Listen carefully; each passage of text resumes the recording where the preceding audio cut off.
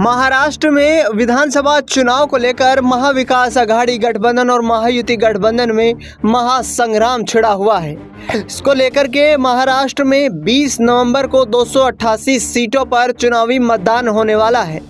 सत्तारूढ़ महायुति गठबंधन में एक तरफ दरार देखने को मिल रही है, क्योंकि मुख्यमंत्री की कुर्सी को लेकर एक तरफ भारतीय जनता पार्टी दावा ठोक रही है, तो दूसरी तरफ एकनाथ शिंदे के बयान से फिर से बवाल मच गया है। एकनाथ शिंदे ने कहा कि महाराष्ट्र में महायुति गठबंधन की सरकार में एक बार फिर से वही मुख्यमंत्री बनेंगे।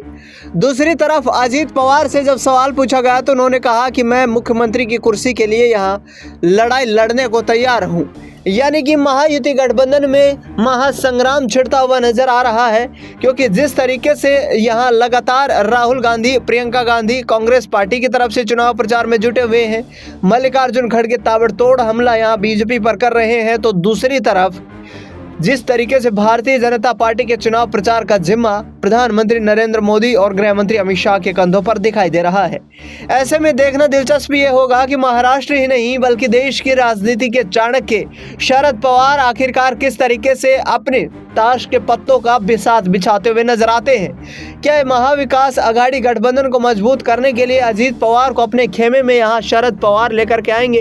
क्योंकि शरद पवार महाराष्ट्र में ही नहीं बल्कि देश की राजनीति में सत्ता में किस तरीके से वापसी करनी है और गठबंधन की राजनीति को किस तरीके से अपने पक्ष में लेकर के आना है, इसको बखूबी जानते हैं। भारतीय जनता पार्टी के लिए महाराष्ट्र एक बड़ी चुनौती बना हुआ है, क्योंकि यहाँ पर अजीत पवार को साधना बीजेपी की प्राथमिकता है।